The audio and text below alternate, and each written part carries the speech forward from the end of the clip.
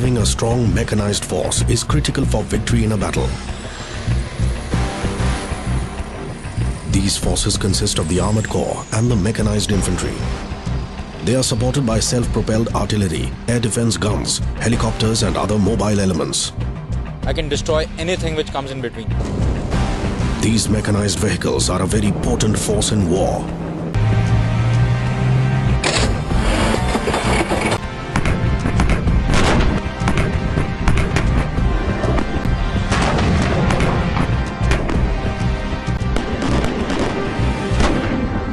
One important part of the mechanized forces is the Armoured Corps. Armoured Corps is a division of an army that fights a battle using armoured vehicles. These vehicles are no ordinary vehicles. They have armour made from thick and heavy metal plates.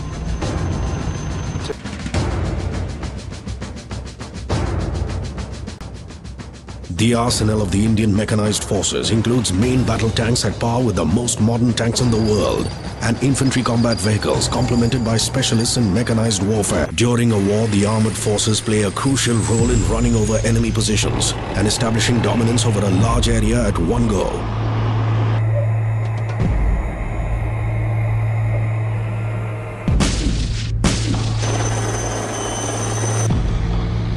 The armored forces of today are the modern avatars of the erstwhile cavalry. Cavalry soldiers used to pierce through enemy infantry formations riding horses, camels and chariots. They have now been replaced by vehicles like tanks, the war horses of the armored forces. They can operate in terrains where other combat arms have difficulty moving.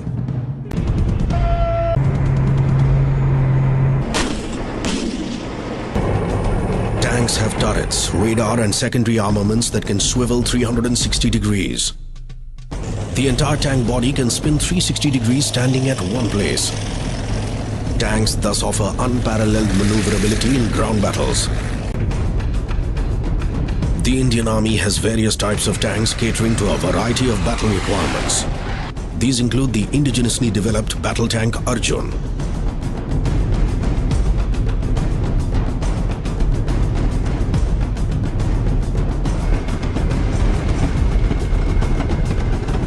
It is equipped with a 120mm rifled gun which can fire a wide range of shells.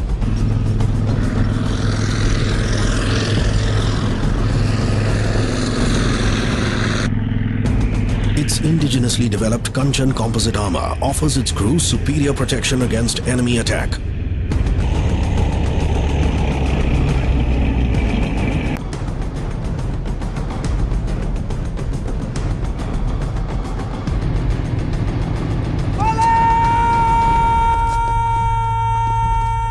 The Indian armored arsenal also consists of tanks of Russian origin.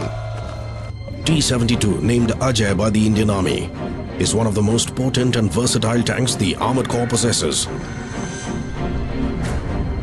A crew of one commander, one gunner and one driver operates this lethal piece of machinery. Its primary weapon is the 125mm smoothbore gun, capable of firing high explosive anti-tank ammunition.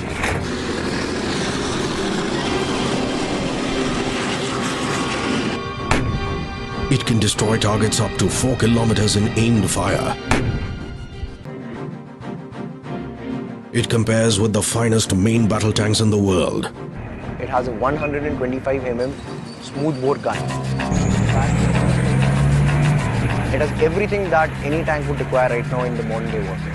This is one of the smallest tanks that is there, of its class. Supposing this, with the color that is there on this tank, if you place it somewhere at 2,000 meters, about 2 kilometers somewhere in the bushes, you won't be able to see it. But it is having a huge amount of firepower.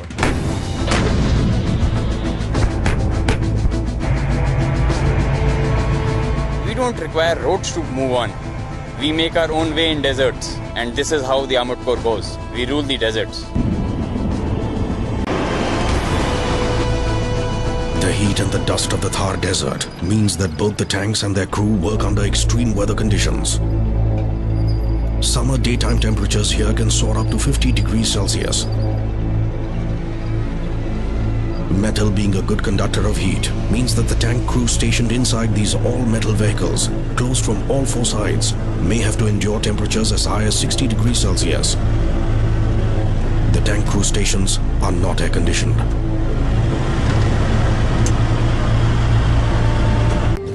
Armored forces are considered to be best equipped and most effective for battles in plains and deserts. However, the Indian Army created a record of sorts by deploying tanks at Zozila, nearly 12,000 feet above the sea level, during the Kashmir War in 1947-48. The unanticipated appearance of tanks at these heights took the enemy by complete surprise and dampened their morale. The Indian armored forces have always been there when called upon to defend the country. They have played a critical role in all the 4 wars the country has fought in.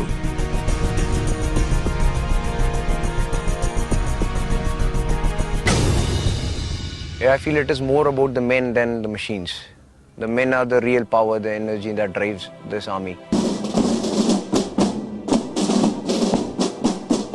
The machines keep changing, but the men have always remained the same, pre-independence and post. These men have a mix of dash, elan and a willingness to engage the enemy at once. I hope we are able to live up to the expectations of this great nation, which has reposed such explicit faith in us. Guarding the frontier of the nation, I always feel, proud and just want to be there till I live. Be it even if it means to the peril of his life, if he has to die. If a task is allotted that, okay, he knows I'm going to die, but he still goes ahead and still fights. That is what makes an army man.